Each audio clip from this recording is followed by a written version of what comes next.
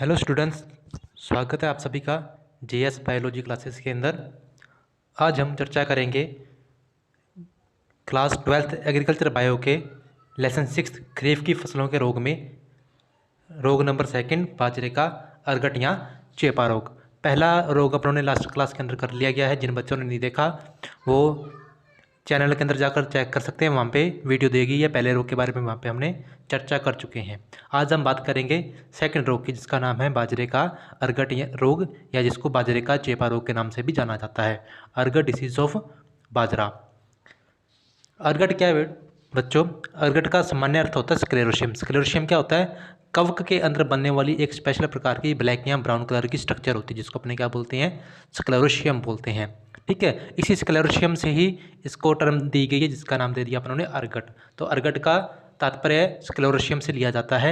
इसका एक अन्य नाम भी है जिसको अपने बाजरे का चेपा रोग के नाम से भी जाना जाता है। जो इसका मुख्य नाम है वो है बाजरे का अरगट रोग, और अन्य नाम के अंदर इसको जाना जाता है बाजरे के चेपा नाम से। ठीक है, अब अपनों ने बात की भी अरगट का सामान्य अर्थ है स्क्लेरोशियम। तो स्क्लेरोशियम क्या होता है? यह कवक के अंदर, कवक कौन सा? अपना क्लेविसेप्स। ठीक है, जो क्लेविसेप्स कवक है उस कवक के अंदर उसके उत्तकों से बनी हुई एक विशेष प्रकार की संरचना होती है। कवक या फंगस के अंदर उसके टिश्यूज से बनी हुई एक विशेष प्रकार की संरचना होती है। ठीक है, जिसका कलर क्या होता है? या तो भूरे रंग की होगी या वो काले रंग की होगी। इस भूरे काले रंग की बड़ी कठोर संरचना को हम क्या कहेंगे?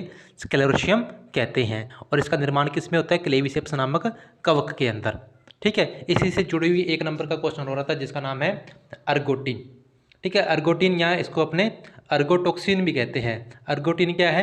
स्क्लेरोशियम से प्राप्त होने वाला ये जो स्क्लेरोशियम या काले या भूरे रंग की स्ट्रक्चर बनी है कवक के द्वारा, उससे क्या होता है? स्क्लेरोशियम से प्राप्त होने वाले एल्केलॉइड को अर्गोटिन या अर्गोटोक्सिन कहते हैं। ये एक नंबर का पेपर के अंदर क्वेश्चन पूछा जाता है। स्क्लेरोशियम भी एक नंबर का आपके एग्जाम के अंदर क्वेश्चन आता है। तो इनको पहले क्या कर लो? अंडरलाइन कर लो, स्टार लगा लो, ताकि आपको आगे याद रहे। उसके बाद इसी से जुड़ी हुई अर्गोटिज्म डिसीज़ है। स्क्लेरोशियम के सेवन से मनुष्य व जानवरों के ऊपर क्या विषैला प्रभाव पड़ता है? ये ह्यूमन बॉडी और एनिमल बॉडी के लिए टॉक्सिक होती है, मतलब इनका बॉडी के ऊपर हानिकारक प्रभाव पड़ता है। और इससे क्या होता है? इनमें एक रोग उत्पन्न होता है जिसको अपने क्या बोलते हैं? अर्गोटिज्म बोलते हैं। स्क्लेरोशियम के सेवन से जो रोग होता है उसको अपने क्या बोलेंगे? अर्गोटिज्म बोलेंगे। और इससे जो एल्केलॉइड प्राप्त होता है उसको अपने क्या बोलते हैं? अर्गोटिन बोलते हैं। 1, 2 और ये 3 क्वेश्चन पेपर के अंदर आपके पूछे जाते हैं। बाजरे का अरगट या चेपा रोग। ठीक है, स्क्लेरोशियम क्या होता है? भूरे या काले रंग की संरचना होती है। फिर इस संरचना से जो पदार्थ प्राप्त होता है उसको अपने अर्गोटिन बोलते हैं। अर्गोटिन कि या स्क्लेरोशियम के सेवन से जो जानवरों या मनुष्य के अंदर रोग उत्पन्न होता है उस रोग को हम अर्गोटिज्म बोलते हैं। तो इसको अंडरलाइन कर लें, पेपर के अंदर पूछा जाता है। इसके बाद रोगजनक। रोगजनक क्या होता है? वह कारक, वह सूक्ष्मजीव जिसके कारण किसी भी फसल या किसी भी जंतु या किसी भी जीव के अंदर डिसीज उत्पन्न होती है उसको अपने क्या बोलते हैं? रोगजनक या पैथोजन बोलते हैं। यह क्या है? एक कवक जनित बीमारी है और उस कवक का नाम भी क्या है? क्लेविसेप्स फ्यूजिफॉर्मिस। क्लेविसेप्स फ्यूजिफॉर्मिस। इस कवक के कारण क्या होता है? क्लेविसेप्स फ्यूजिफॉर्मिस के कारण बाजरे के अंदर अरगट या चेपा रोग होता है।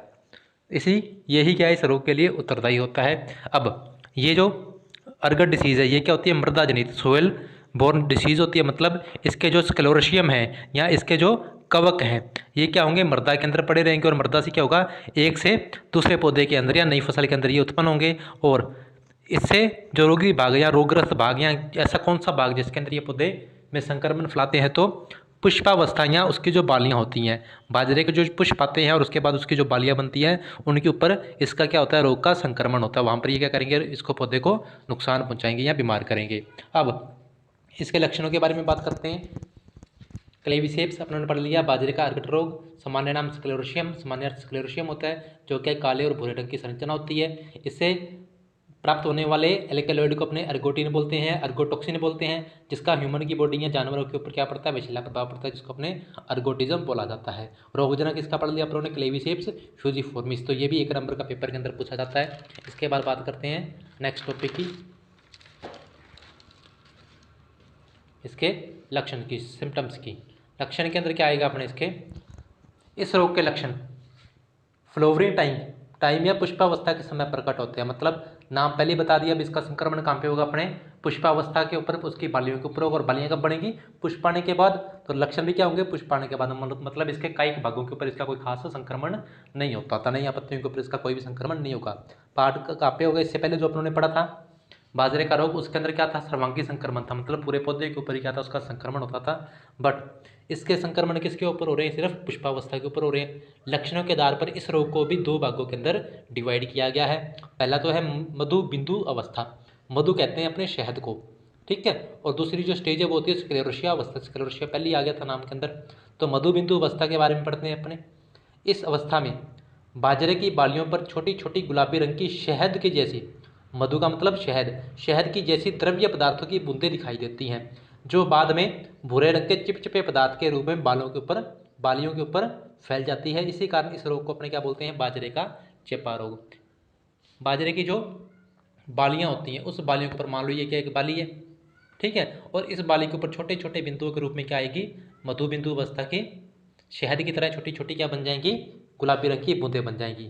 और जो बाद में क्या हो जाएंगी, भूरे रंग के चिपचिपे पदार्थ में, चिपचिपा होने के कारण इसको क्या बोला जाता है, बाजरे का चेपा रोग के नाम से जाना जाता है। इसके बाद बात करते हैं अपने स्क्लेरोशियम अवस्था। स्क्लेरोशियम क्या, मधु बिंदु अवस्था के जब यह अवस्था आएगी तो इसी के लगभग 10 से 12 दिन बाद क्या है, रोगग्रस्त बालियों में दानों की जगह पर भूरे या काले रंग के स्क्लेरोशिया बन जाते हैं। जो बालियां होती हैं या जो बाजरे का बूटा होता है उसके ऊपर क्या होगा, 10 से 12 दिन बाद दानों की जगह पर क्या भर जाएंगे, स्क्लेरोशिया या कवक भर जाएगा, जिससे पौधे का उत्पादन क्या होगा, प्रभावित होगा।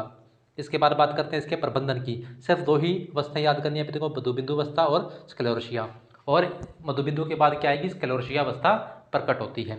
इसके बाद प्रबंधन, सस्या प्रबंधन या कल्चरल मैनेजमेंट के अंदर क्या आएगा, खेत की ग्रीष्मकालीन गहरी जुताई करते हैं। क्यों, क्योंकि ये रोग क्या है, मृदा जनित रोग है। तो जब अपने इसकी क्या करेंगे, ग्रीष्मकालीन जुताई करेंगे तो इसके कवक धूप के कारण क्या हो जाएंगे, नष्ट हो जाएंगे।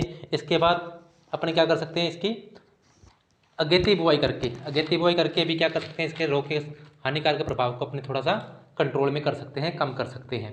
तो दूसरा क्या आएगा इसके अंदर, अगेती बुआई करके रोग के प्रभाव को कम किया जा सकता है। फिर स्वस्थ व प्रमाणित बीजों का ही उपयोग करें। ऐसी संस्था जो प्रमाणित हो वहाँ से बीजों को क्या करना चाहिए, खरीदना चाहिए। उसके बाद रोगग्रस्त पौधों को उखाड़ कर जला देना चाहिए। जब अपने खेत में जाएँ तो अपने को लगे भी कुछ पौधों के अंदर बालियाँ नहीं बन रही हैं, स्क्लेरोशिया भर रहा है, तो अपने क्या करेंगे, उस पौधे को उखाड़ कर नष्ट कर देंगे। फसल कटाई के बाद फसल अवशेषों को जला देना चाहिए। बुआई से पहले बीजों को 20%, ये थोड़ा लगा लेना बेटा इंपॉर्टेंट, बुआई से पहले बीजों को 20% नमक के घोल में डुबोना चाहिए तथा घोल में तैरते हुए स्क्लेरोशिया को निकाल देना चाहिए। जब अपने क्या करेंगे, बीजों को नमक के घोल में डुबोएंगे तो जो स्क्लेरोशिया होगा वो पानी के ऊपर तैरना शुरू हो जाएगा, जिनको अपने निकाल कर क्या करेंगे, स्क्लेरोशिया को अलग कर देंगे और जो बीज बचेंगे उनको अपने बुआई के लिए यूज़ में करेंगे। इसके बाद है रासायनिक प्रबंधन। रासायनिक प्रबंधन के अंदर क्या करेंगे, खड़ी फसल में कवकनाशी या फ्यूगिसाइड का यूज़ करेंगे, जिसके अंदर कॉपर कार्बनडाजिम 0.1% या प्रोजिकोनोजोल 0.1% का छिड़काव फूल आने से पहले करेंगे। और इसका दूसरा छिड़काव क्या करेंगे, अपने लगभग 7 से 10 दिन के बाद अंतराल के ऊपर करेंगे अपने। फिर जैविक प्रबंधन के अंदर फ्यूजेरियम सबूसिनम नामक कवक का यूज़ करते हैं। या फिर अपने क्या कर सकते हैं, इस रोग के कंट्रोल के लिए रोग प्रतिरोधक किस्मों का उपयोग करेंगे, जिसके अंदर पूसा 23, WCC 75, ICMH 88088 आदि का या क्या कर सकते हैं, अपने यूज़ कर सकते हैं, जो क्या होती हैं जिनके अंदर ये रोग नहीं उत्पन्न हो पाता। इसी तरह से अपना दूसरा रोग बाजरे का चेपा या अर्गट डिसीज़ खत्म होती है। आई होप क्लास सभी को अच्छी लगी होगी। कृपया चैनल को लाइक करें, सब्सक्राइब करें और अपने मित्रों के साथ शेयर करें। धन्यवाद। मिलते हैं नेक्स्ट क्लास के अंदर नेक्स्ट डिसीज़ के साथ।